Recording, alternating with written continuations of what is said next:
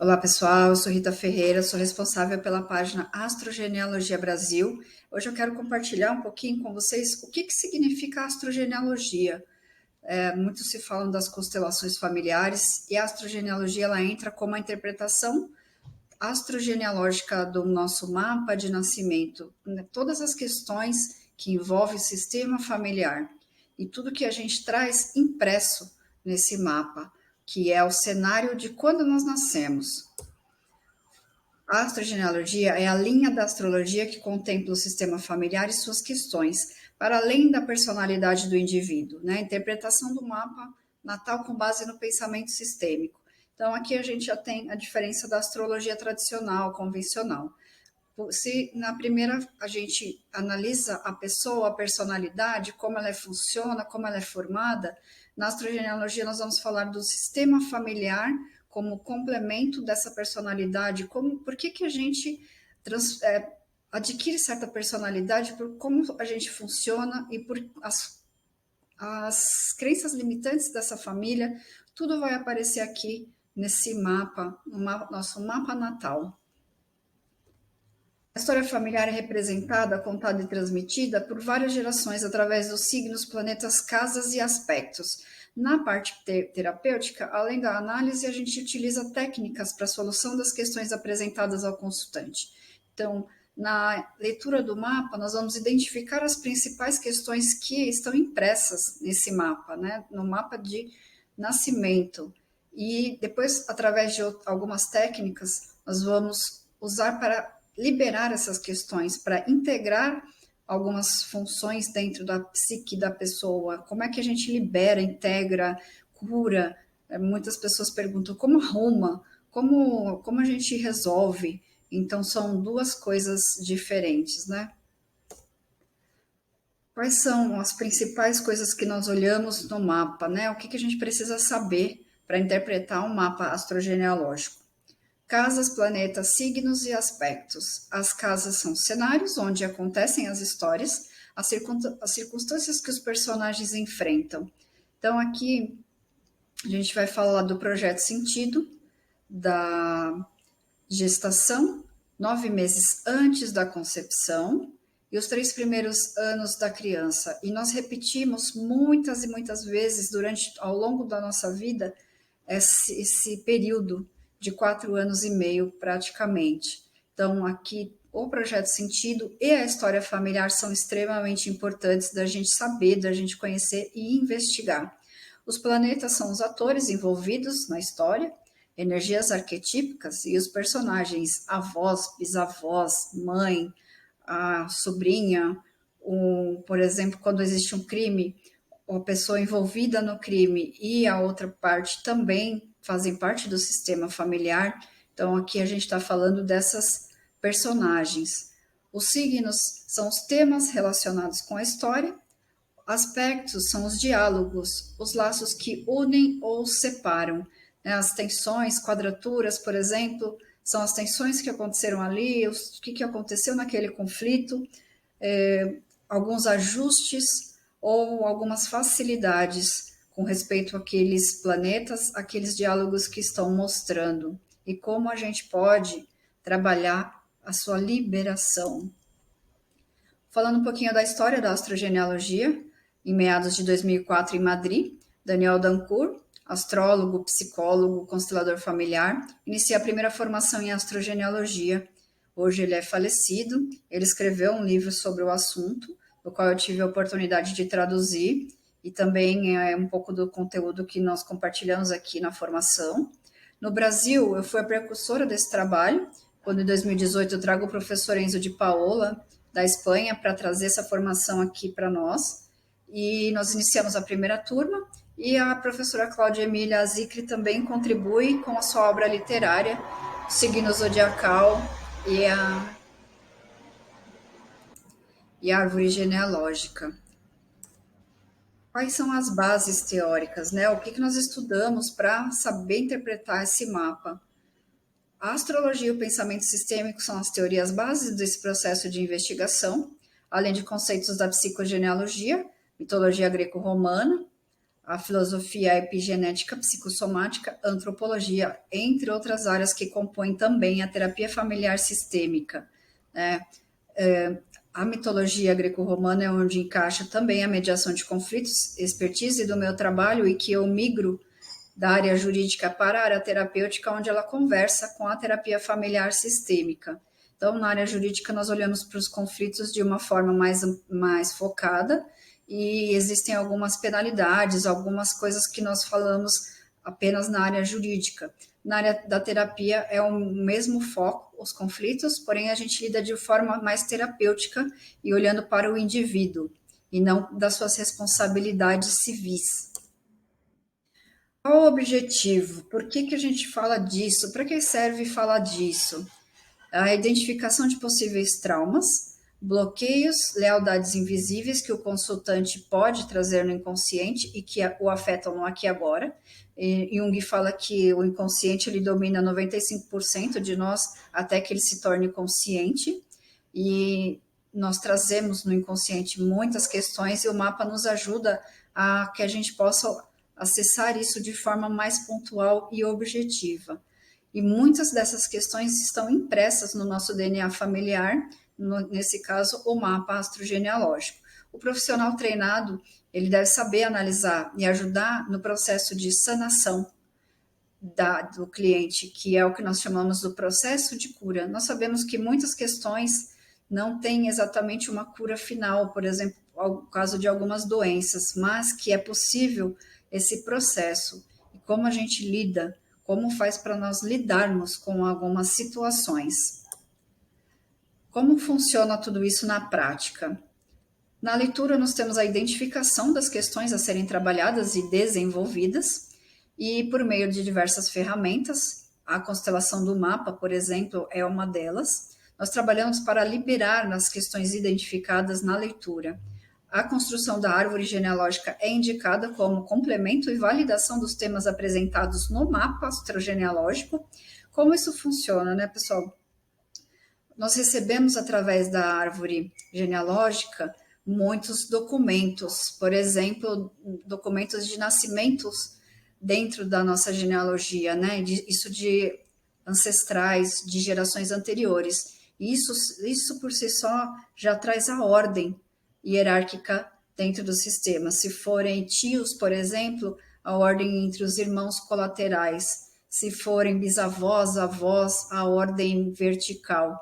Então, isso por si só já traz muita integração psíquica para o indivíduo, para o consultante. Por isso, nós indicamos a árvore. Dentre outras questões muito importantes, por exemplo, crimes ou nascimentos e óbitos, as questões que nós repetimos, que nós trazemos desses ancestrais. E com os fatos, documentos, nós registramos e nós identificamos e validamos tudo isso nessas histórias. O processo é individual e depende de cada cliente, assim como o seu tempo de duração. A gente precisa ter sempre em mente que cada ser humano é único no processo de integração e internalização das questões. Cada ser humano tem o seu tempo certo para integrar, para digerir e para validar cada questão trazida, cada fato que é descoberto, tudo que a gente acessa nas sessões e na leitura precisa ser respeitado, porque cada cliente tem o seu próprio tempo. Quais são os benefícios? Por que é bacana a gente trabalhar assim, com essa técnica, né? Nessa terapia, nessa terapia inovadora, diferente, mais leve, muito profunda e muito focada. Quais os benefícios? Maturidade, autoconhecimento, melhora da ansiedade, quando nós falamos da questão das hierarquias, da integração da ordem, do lugar, alívios de outros sintomas de instabilidade emocional, mesma questão, só pelo simples fato de a gente trazer a ordem dentro do sistema, integrar cada um dos indivíduos que não foram vistos, que não foram integrados, isso já traz bastante consciência e bastante integração para a pessoa. Reconciliação nos relacionamentos familiares e afetivos, motivo de 99% das constelações, né? As pessoas procuram bastante por conta de relações afetivas, especialmente.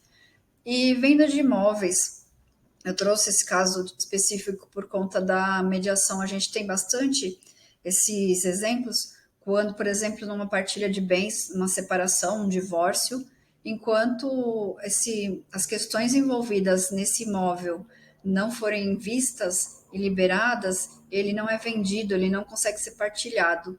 Então, nós trabalhamos também a liberação por trás dessas energias envolvidas nesse imóvel para que o processo jurídico tenha andamento. Então, é sempre bacana a gente falar terrenos, imóveis, às vezes objetos, tudo tem a ver com as energias envolvidas entre as partes e precisa ser visto para poder ser liberado e o processo dar andamento. Especialmente nas questões de herança, a gente tem sempre muitos movimentos a serem feitos até que exista uma total reconciliação das partes e uma finalização do processo jurídico. Eu trouxe aqui para vocês um estudo de caso de mãe e filha, como eu disse no começo, para a gente poder ver um pouquinho na prática como é que funciona a análise e o trabalho com a árvore e o mapa das pessoas da família. Então, o caso que eu trouxe aqui é mãe e filha. Vamos olhar um pouquinho do que a gente tem de repetição já especificamente nos planetas, nos signos, né? As duas têm signo de Gêmeos, as duas têm ascendente em Peixes, olha só. O que a mãe não olha, o filho olha. Então, isso já é uma dinâmica comum nas constelações, e aqui, através desse mapa das duas, nós podemos validar onde é que é expresso, como é que isso vem nas gerações, através das gerações. Então, eu coloquei aqui alguns tópicos importantes, né?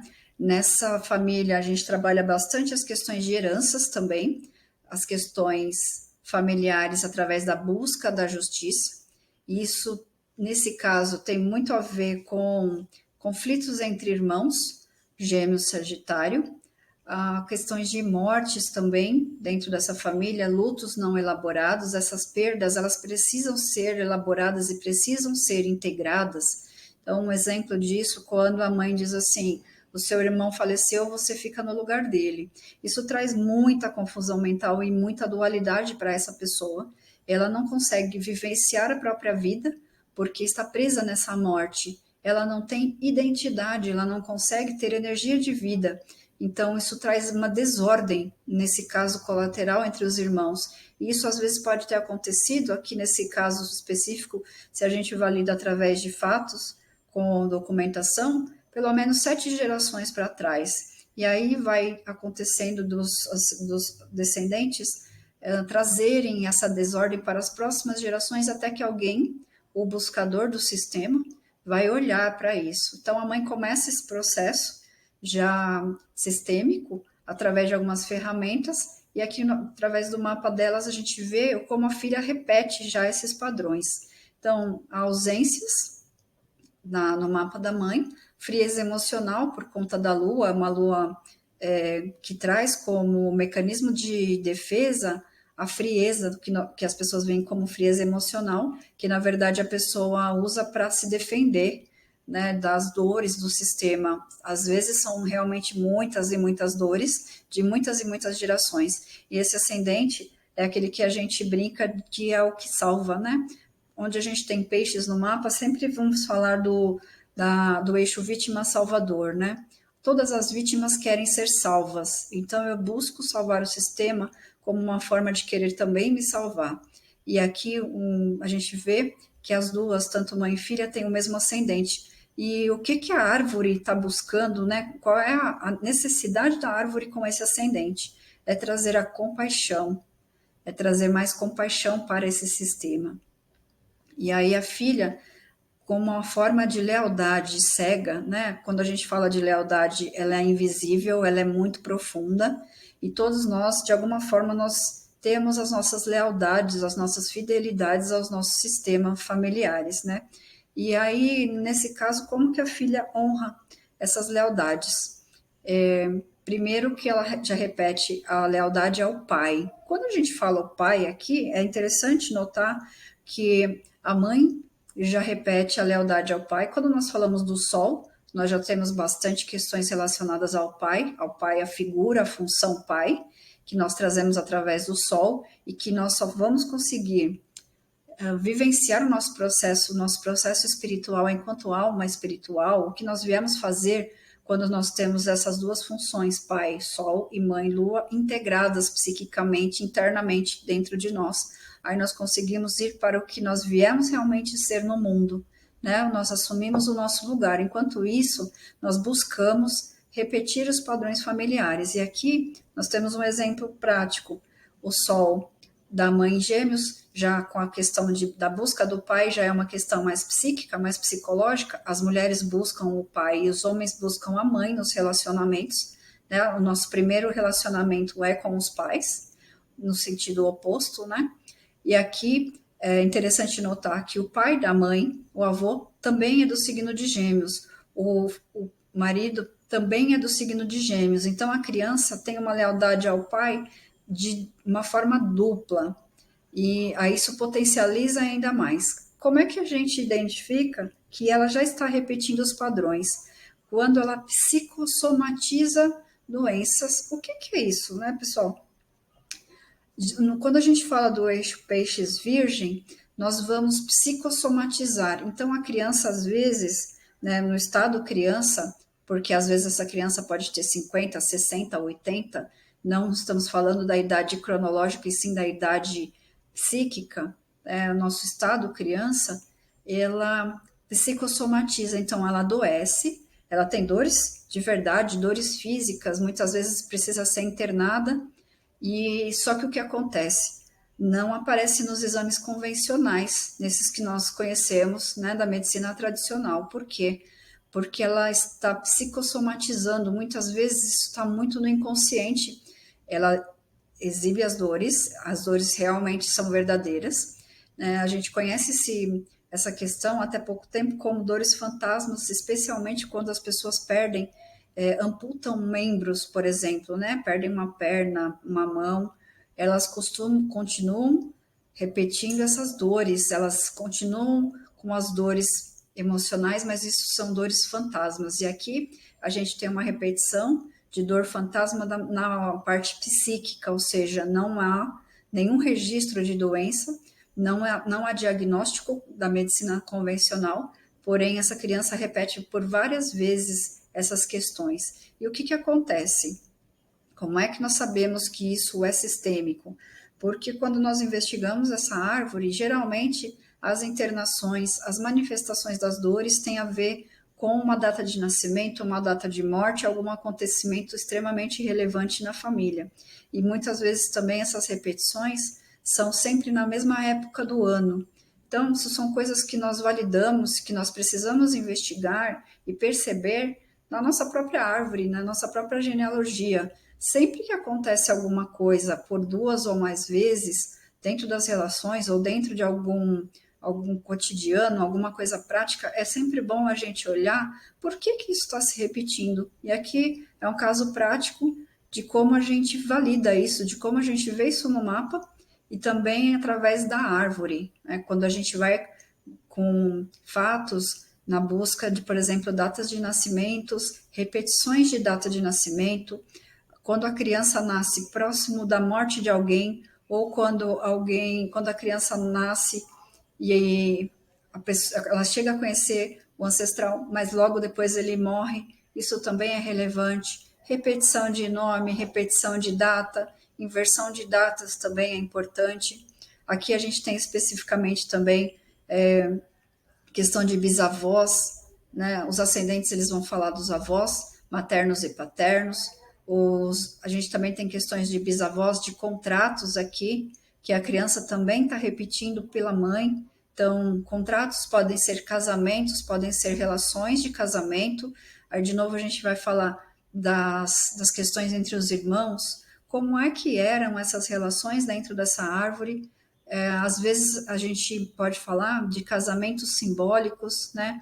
Com Vênus e Mercúrio ali no signo de Gêmeos junto ao Sol. Essas mulheres podem exercer os papéis de mães dos irmãos, ou irmãs mais velhas dos irmãos, pode ser um casamento simbólico, onde os filhos, um casal mais velho, por exemplo, assume essa casa e acaba exercendo essa função de casamento simbólico, né? Então, tudo isso tem a ver com a genealogia, com as histórias e como a gente valida isso dentro da árvore. Então, isso era um pouquinho do que eu tinha para contribuir para vocês. Espero que isso traga algumas inquietações, algumas reflexões. Se você gostou desse conteúdo, curte e compartilhe. Aqui estão as nossas redes sociais. As inscrições para a formação 2023 estão abertas, agora é início de fevereiro. Aqui está o e-mail para quem quiser mais informações. E temos mais conteúdos nas nossas redes. Espero ter contribuído.